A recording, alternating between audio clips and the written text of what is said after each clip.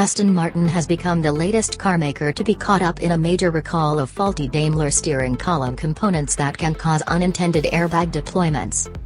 The British sports car maker is recalling all 3,873 DB11 coupes built since late 2015, when production of the flagship model began, Aston Martin spokesman Kevin Waters confirmed.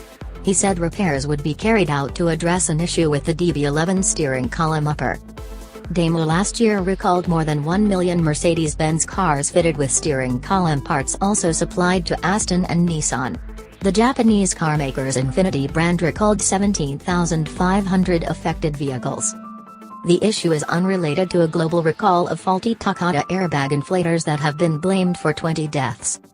Inadequate grounding in the Daimler units leaves their circuitry vulnerable to electrostatic charges that can trigger unintended airbag deployments, according to earlier warnings. Mercedes reported a handful of instances where drivers suffered minor abrasions or bruises as a result of the problem.